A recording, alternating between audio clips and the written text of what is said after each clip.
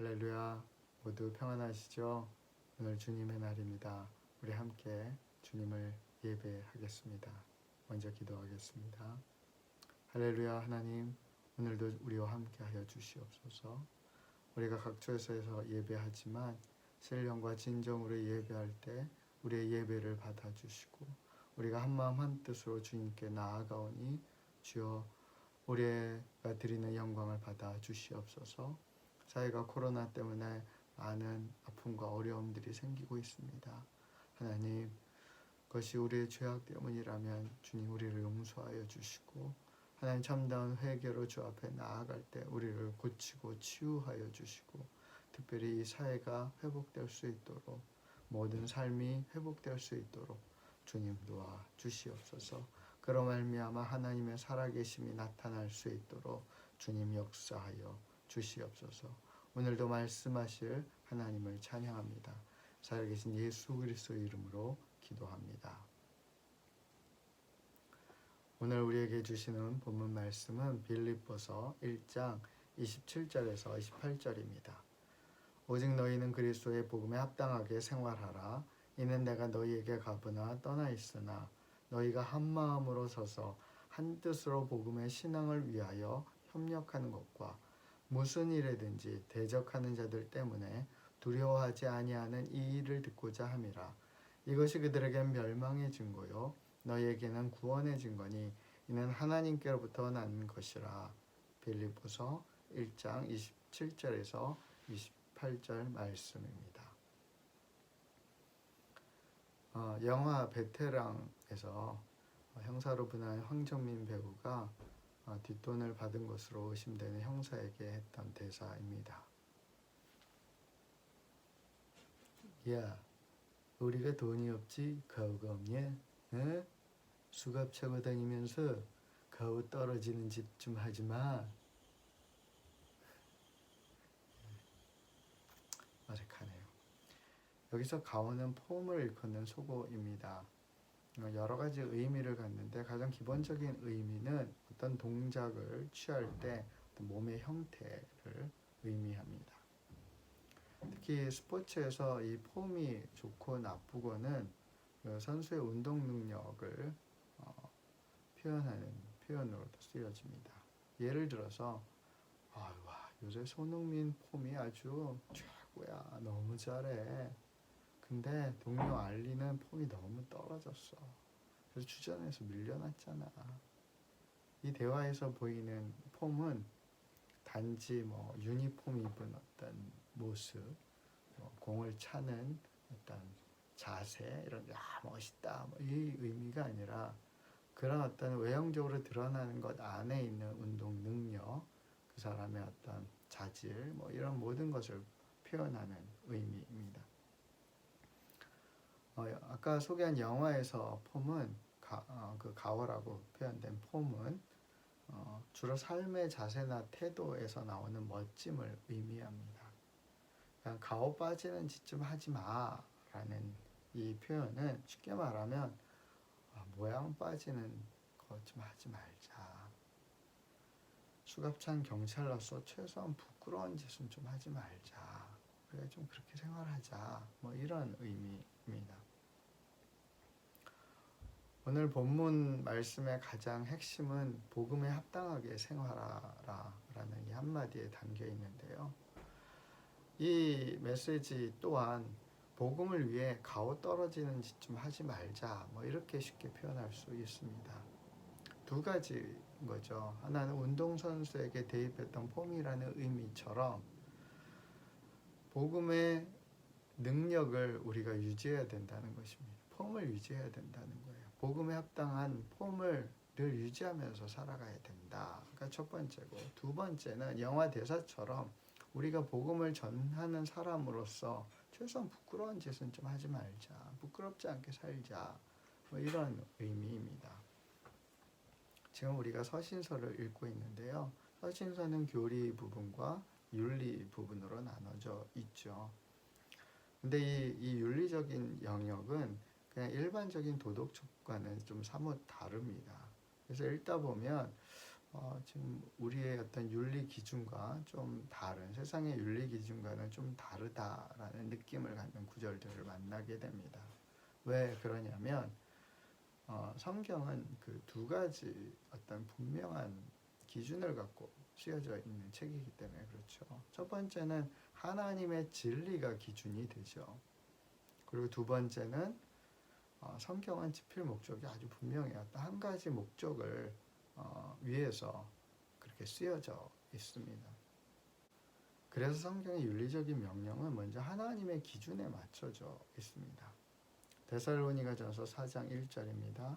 형제 여러분, 이제 나는 여러분에게 몇 마디 더 부탁하려 합니다.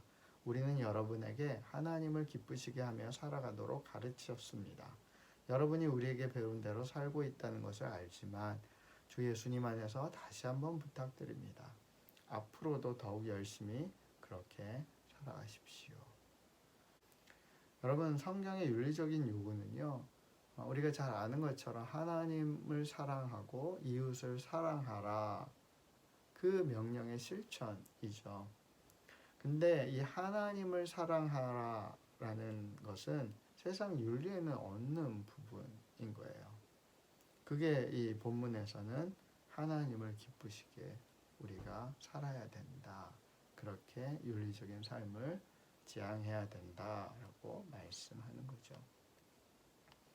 에베소서 5장 1절에서 3절입니다. 여러분은 하나님이 사랑하는 자녀들입니다. 그러므로 하나님을 닮으려고 노력하십시오. 그리스도께서 우리를 사랑하신 것처럼 다른 사람을 사랑하며 사십시오. 그리스도께서 우리를 위해 자신을 내어주시어 하나님 앞에 향기나는 희생 제물이 되셨습니다. 성적인 죄를 짓지 않도록 조심하십시오. 어떤 종류의 악이나 탐욕도 틈타지 못하게 하십시오. 이런 것들은 하나님의 거룩한 백성에게 적합하지 못한 것들입니다.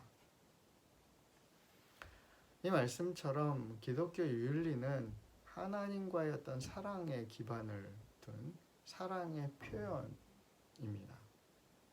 그러니까 우리가 하나님의 사랑을 입은 자녀이기 때문에 하나님을 닮으려 노력하는 것, 그것이 윤리적인 삶으로 나타나는 거죠. 그리스도께 사랑을 받았기 때문에 그 사랑을 정말 나누기 원해서, 그래서 다른 사람을 사랑하며 사는 것, 그렇게 표현되는 거죠. 그렇게 그 사랑을 주고받는 그 표현 가운데 우리의 윤리적인 삶이 다른 사람들, 이 세상을 향해서도 펼쳐지는 거예요. 그러면서 그것을 그 사랑 때문에 어떤 종류의 악이나 탐욕도 틈타지 못하도록, 행하지 않도록 그렇게 거룩한 삶을 지향하는 거죠.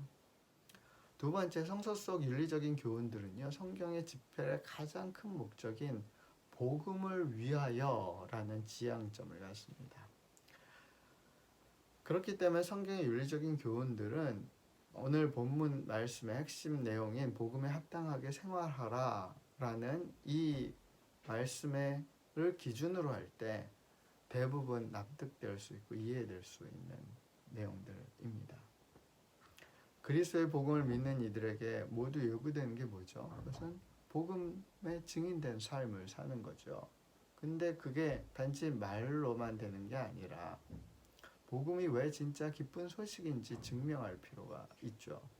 그것을 위해 본문 말씀처럼 우리는 모두 한 마음 한 뜻으로 복음의 신앙을 위해 협력해야 하고, 무슨 일로든지 대적하는 자들 때문에 두려워하지 않도록 복음 전파자로서 부끄럽지 않은 삶을 살아갈 필요가 있어요. 사도 바울은 이에 대해서 복음을 위해 나는 매인받은 것을 기뻐한다라고 그렇게 자랑해요. 매인 삶을 자랑하는 거예요. 복음에 딱 매여 있는 삶을 자랑하는 거예요. 복음 때문에 고난받는 삶을, 약해져 있는 삶을 자랑해요. 왜 그렇죠? 그게 하나님께로부터 난 구원의 증거이기 때문에, 성경이 분명하게 얘기하는 구원의 증거이기 때문에 그래요. 하지만 대적하는 사람들 그게 이해가 안 가는 거예요. 그럼 좀 멸망할 것 같은데, 오히려 저것 때문에 멸망해야 되고 우리를 오히려 어렵게 만들 것 같다라고 느끼는 거죠. 그러기 때문에 사도들과 교회를 핍박했던 거죠. 그렇다면 우리 생각은 어떻습니까? 우리는 복음을 위해 우리의 삶이 메인바 되기를 바울처럼 기뻐하고 그것을 받아들이고 있습니까? 아니면 뭐 멸망의 증거로까지는 여기지는 않지만 복음의 메인 생활이 우리의 삶에 들어오는 것, 그것을 선택하는 것을 주저하고 있지는 않습니까? 그게 멸망의 증거로 여겨지고 대적하는 자보다 좀 나은 걸까요? 그게 내가 바울처럼 사도들처럼 교회처럼 그렇게 성경 속 교회처럼 못하지만 일단 저 정도는 아니야. 하지만 실제로 복음의 메인된 삶, 복음에 합당한 삶은 들어가지 않는다는 것. 그게 과연 좋을까요? 요한계시록 3장 16절입니다. 네가 이같이 미지근하여 뜨겁지도 아니하고 차지도 아니하니 내 입에서 너를 토하여 버리리라. 하나님께서 그렇게 받아들여지지 않. 하나님 그게 너무 힘드신 거예요. 하나님은 지금 우리에게 촉구하십니다. 복음에 합당하게 생활하라. 저는 믿습니다. 저와 여러분 모두가 사실 그런 삶을 살기를 원하죠. 하지만 내가 과연 그게 가능할까? 라는 의구심을 갖기도 합니다. 여러분 그렇지 않습니까? 아까 말씀드린 것처럼 사실상 교리와 윤리적인 측면 두 가지를 갖고 있는데 그 내용을 그럼 교리적인 어떤 근거로 좀 살펴본다면 에베소서 2장 8절에서 10절 말씀을 좀 볼 필요가 있습니다. 여러분은 하나님의 은혜 안에서 믿음으로 구원받았습니다. 여러분 스스로는 자신을 구원할 수 없습니다. 구원은 하나님의 선물입니다. 또한 착한 행동으로 구원받은 것이 아니므로 아무도 자랑할 수 없습니다. 우리를 창조하신 분은 하나님이십니다. 그래서 예수 안에서 우리를 새 사람으로 변화시켜 착한 일을 하게 하신 분도 하나님이십니다. 하나님께서는 우리 안에 이미 오래전부터 선한 일을 계획해 놓으셨습니다. 우리의 삶이 선하게 되도록 그렇게 계획해 놓으셨습니다. 우리가 잘 아는 것처럼 착한 행동은 구원의 조건이 아니죠. 구원은 전적으로 믿음으로 하나님께 받는 선물입니다. 그런데 그렇게 구원받은 사람들은 그리스도 예수 안에서 새 사람으로 변화되어서 착한 일을 하도록 하나님께서 계획해 놓으셨고 그것을 이루어 가신다라는 설명입니다. 그러니까 우리가 과연 복음에 합당한 삶을 살 수 있을까? 정말 복음에 부끄럽지 않은 선한 삶을 살 수 있을까? 근데 하나님이 살 수 있어. 내가 그걸 이미 계획해 놨어. 네가 예수 그리스도 안에 들어와 있으면 내 뜻 안에 들어와 있으면 너로 하여금 나는 그런 선한 일, 그런 합당한 삶을 살 수 있도록 그렇게 다 프로그래밍 해놨어. 네가 들어오면 돼. 네가 시행 버튼을 누르고 그 삶을 시작하면 돼. 복음에 합당한 증인으로서의 삶을 네가 이행하면 내가 그것을 할 수 있도록 다 만들어놨어 라고 말씀하시는 거죠. 아마도 여러분 이 내용까지도 대부분 이해하실 거예요. 그러고 싶죠. 근데 결국 하나님 그거 알겠는데 뭐 해놓으셨다는 거 알겠는데 그러면 어떻게 제가 시작할까요? 어떻게 하면 복음에 합당한 삶을 내가 열어낼 수 있을까요? 라는 질문을 할 수밖에 없죠. 이때 성경의 해법은 매우 선명합니다. 디모데후서 1장 8절입니다. 그러므로 우리 주 예수님을 증거하는 것을 부끄러워하지 마십시오. 또한 주님을 위해 감옥에 갇힌 나에 대해서도 부끄러워하지 마십시오. 오히려 복음을 위해 함께 고난받으십시오. 하나님께서 이 모든 것을 할 수 있는 능력을 주실 것입니다. 여러분, 우리가 정말 복음에 합당하게 삶을 살기 원한다면 해야 되는 첫 번째는 부끄러워하지 않는 거예요. 부끄러워서 주저하지 않는 거예요. 뭐에 대해서? 주 예수 그리스도를 증거하는 거. 그러니까 복음을 부끄러워하지 않는 것이 첫 번째고, 두 번째는 주님을 위해 감옥에 갇힌 나에 대해서 부끄러워하지 마라. 그러니까 복음으로 해서 생기는 어떤 고난, 어려움, 일어나는 그 좀 어색하고 곤혹스러운 상황들 부끄러워하지 말라는 거예요. 부끄러워하지 말고 복음을 위해서 이제 뭔가 전하는 삶을 시작하라는 거예요. 그렇게 할 때 하나님께서 그 모든 것을 할 수 있는 능력을 주실 것이다 라고 말씀합니다. 그래서 사도 바울은 이렇게 선언하죠. 이는 그의 삶에서 정말 경험되고 확증된 살아있는 고백입니다. 나는 복음을 부끄러워하지 않습니다. 내가 믿는 예수 그리스도를 나는 잘 알기 때문입니다. 그분이 내게 맡기신 모든 것, 즉 복음에 합당한 삶 역시 내가 아니라 그분이 지켜주실 것을 확실히 믿기 때문입니다. 사랑하는 여러분, 이 고백이 저와 여러분의 고백이 되길 예수의 이름으로 축원합니다. 데살로니가전서 1장 5절입니다. 우리는 복음을 말로만 전하지 않고 하나님의 능력과 성령과 큰 믿음 가운데 전했습니다. 여러분과 함께 있을 때 우리의 생활이 어떠했는지 여러분이 아실 것입니다. 그것은 여러분을 위해 그렇게 한 것입니다. 복음 전도와 복음에 걸맞는 생활은 말이나 내 노력으로 되지 않고 사도 바울이 뭐라고 얘기하죠? 우리가 큰 믿음으로 나아갈 때 하나님의 능력과 성령의 역사로 인해서 그것은 가능하다고 말씀합니다. 바울의 생활을 가까이서 봤던 데살로니가 교인들에게 그래서 이렇게 자신 있게 얘기해요. 우리 생활이 어떤지 여러분 아시지 않습니까? 이게 다 여러분에게 복음을 확증하기 위해서 그랬던 것이었습니다. 우리도 우리가 복음을 전하는 이들에게 이렇게 고백할 날이 어서 속히 오기를 소원합니다. 사도 바울은 그 교인들에게 다시 한번 확인합니다. 데살로니가전서 2장 9절에서 10절입니다. 형제들이여, 여러분은 우리가 얼마나 열심히 일했는지 아실 것입니다. 우리는 복음을 전하는 동안 여러분 어느 누구에게도 짐이 되지 않으려고 밤낮으로 열심히 일했습니다. 또한 우리가 얼마나 흠없이 거룩하고 바르게 살고자 했는지 알 것이며 이에 대해 하나님께서도 증인이 되어 주실 것입니다. 바울은 그를 통한 복음 전도에 어떤 누도 끼치고 싶지 않았습니다. 그래서 사역자로서 당연히 받을 수 있는 이 사례도 받지 않고 밤낮 열심히 천막 만드는 일을 했어요. 다른 구절을 보면 바울 역시 사례받는 건 마땅하다고 그렇게 그 권리를 설명합니다. 하지만 어느 누구에게 짐이 되거나 혹 그걸 문제 삼는 이들로 복음 전도가 혹 막힐까봐 그 권리를 스스로 포기한 거죠. 10절입니다. 우리가 얼마나 흠없이 거룩하고 바르게 살고자 했는지 알 것입니다. 이렇게 얘기해요.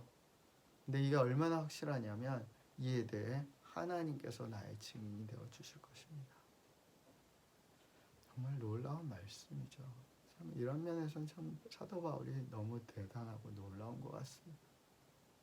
저는 비교할 수도 없지만 사실 이 구절이 제가 카페 일을 시작하게 된 여러 이유 중에 하나였습니다.